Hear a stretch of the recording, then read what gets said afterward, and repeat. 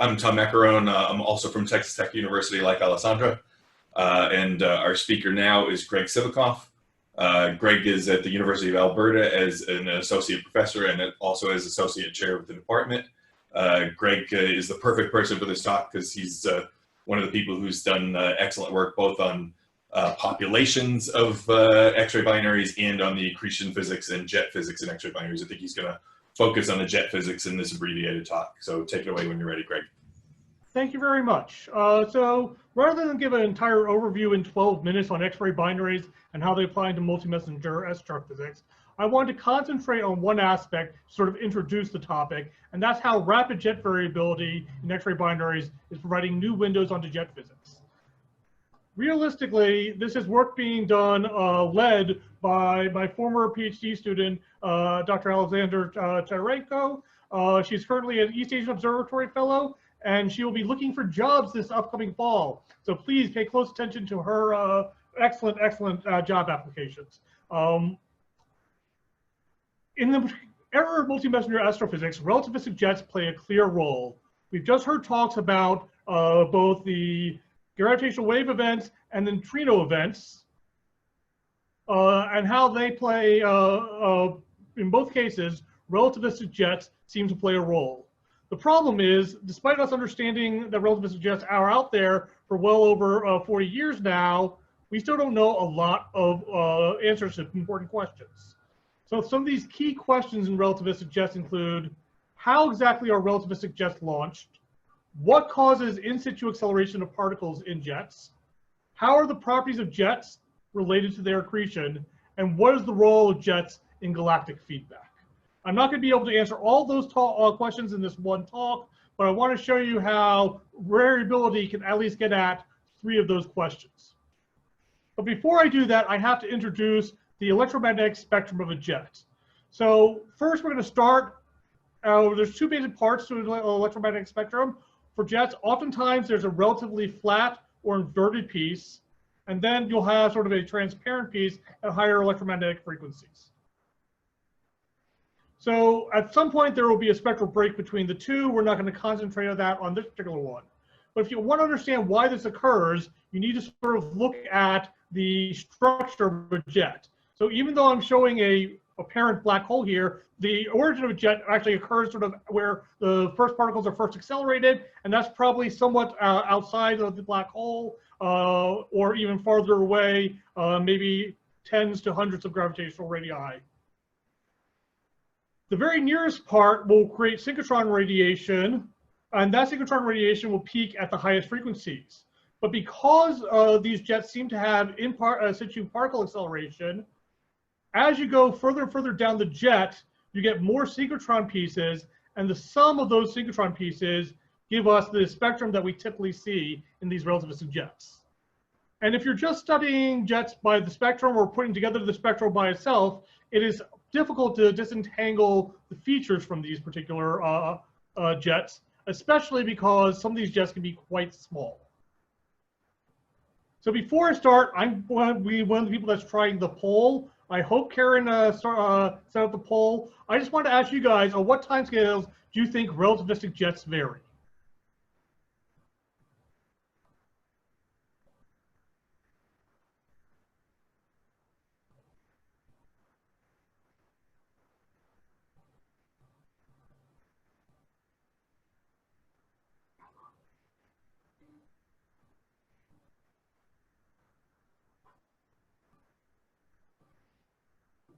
All right, I'll give you guys another 20 seconds or so.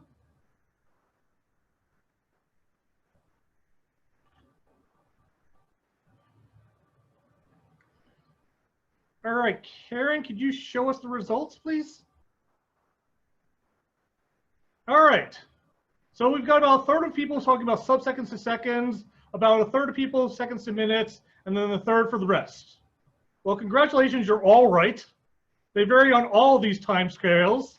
Yes, I know all of the above should have been an option. I wanted to make sure that everyone was correct.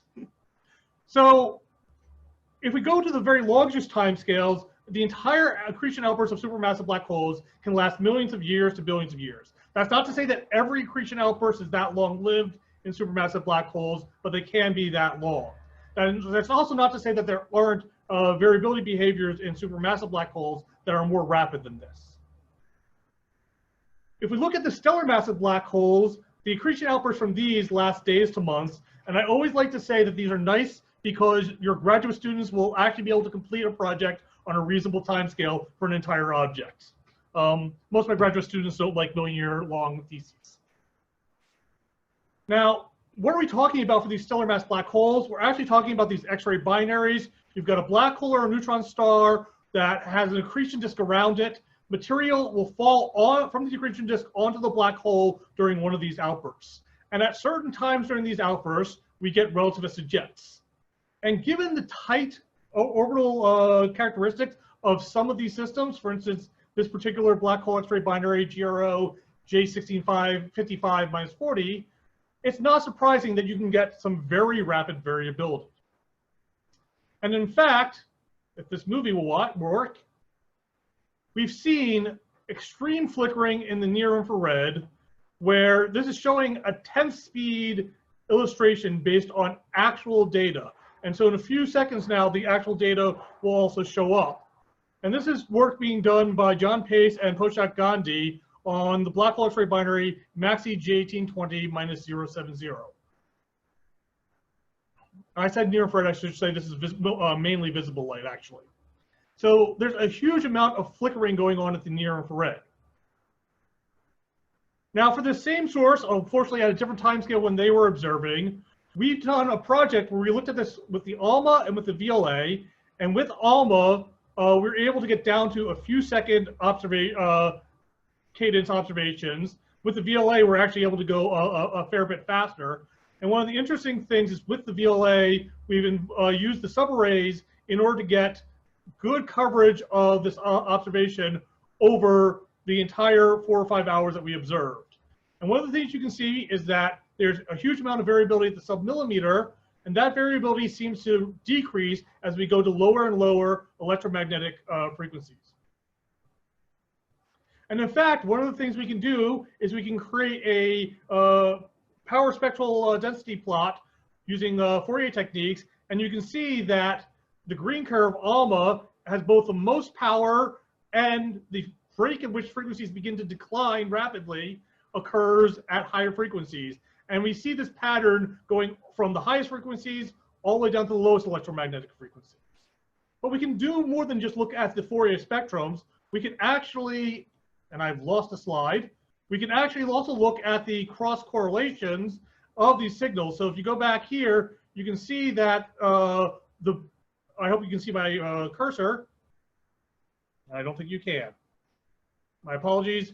You can see that at about 0850, there's a flare, and that flare is a little bit delayed at the VLA 7.4 gigahertz.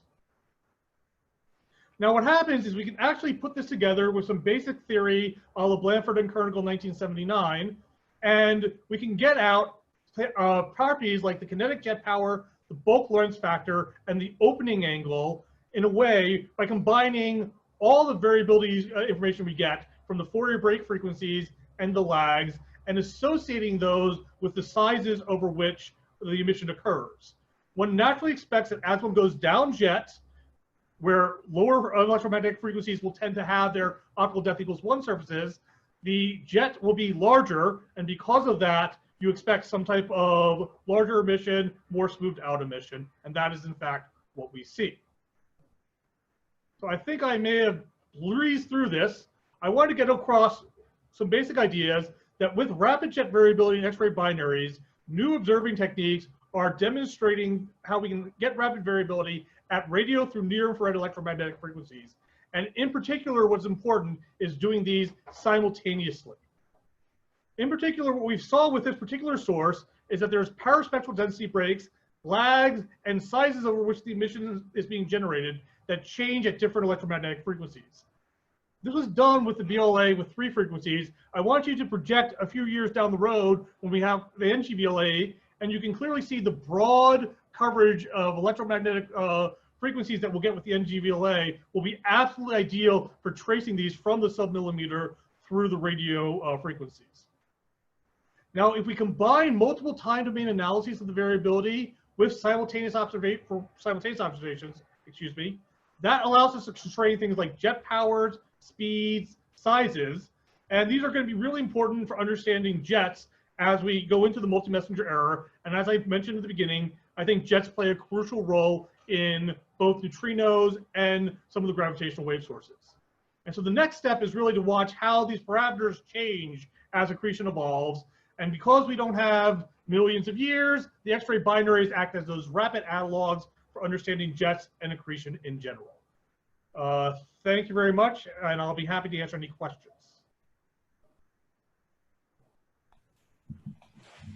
Okay, thank you, Greg. We got several questions, and we've got plenty of time, actually. Okay, so I'm going to start going through them. Okay, so first question, what is the distance to the nearest X-ray binary? So the distance to the nearest X-ray binary, there's some debate about this. There's been at least one that is a system which I would say is a black hole binary type system that was recently found under a kiloparsec. AO620, which is the nearest one that I know, is also slightly under a kiloparsec. As far as I can remember, those are the nearest ones that we know about. That being said, given the number of X-ray binaries that are likely quiescently accreting, I suspect that there are many more X-ray binaries that are actually closer than a kiloparsec, and perhaps even as close as under 100 parsecs. Okay, and could you maybe elaborate on what NGVLA might do to improve our knowledge on that? So thinking about NGVLA and understanding what's going to go on perhaps for some of the more nearby sources, one of the crucial things I think NGVLA will have is that VLBI-like capacity to actually measure astrometry from these jets. A lot of these systems may not be detectable by things like Gaia, and so you're really going to need to be able to get the astrometric distance from the cores of jets in order to understand the actual physical properties of these systems. Moreover, there are things you can do by looking for high proper motion sources and other things to identify large numbers of potential black hole X-ray binaries that are quiescently accreting. These things are relatively bright at radio frequencies when they're quiescently accreting, such that I think a few minutes with the NGVLA will detect sources often at around a kiloparsec or farther. Okay. All right. Next question. What happens to the radio emission in these systems that contain strongly magnetized neutron stars, as in BE X-ray transients or high mass X-ray binaries? Is it similar to low mass X-ray binaries? So there are one of the most classic black hole X-ray binaries is Cygnus X1. Cygnus X1 is a high mass X-ray binary, and we use it often to talk about X-ray binaries in general. It's not clear if it's absolutely going to be the same, but it looks like that the magnetic field between a BE X-ray binary, between a high mass X-ray binary and a low mass X-ray binary may not matter all that much. There may be some potential things that we can find out, but you can study the radio emission for both high mass and low mass X-ray binaries. Okay, and I think this will be the last question. Is the flux of accelerated cosmic rays proportional to the luminosity during a flare? Okay. The answer to that question is I don't know. So what's happening during one of these flares, and this is something we don't actually know, it depends on, for the flares within this observation, let's say the flares here and all these rapid flares here, presumably what you're getting is an influx of more particles that are coming into the system. And if you have more electrons that are being accelerated, leading to more synchrotron radiation, I would naively expect that the number of cosmic rays, the flux of cosmic rays, would go up from these systems with these flares. That being said, I'm not sure we'd be able to actually detect that, especially given that you have the huge effects of galactic magnetic fields. And unfortunately, when it comes to the neutrinos, which would not be affected by the magnetic fields, we have yet to detect a neutrino from a galactic black hole X-ray binary, and I'm not entirely sure we ever will. Okay, so there's a bunch more good questions that we can leave for the breakout session, but thank you very much, Greg. That was great. Thank you.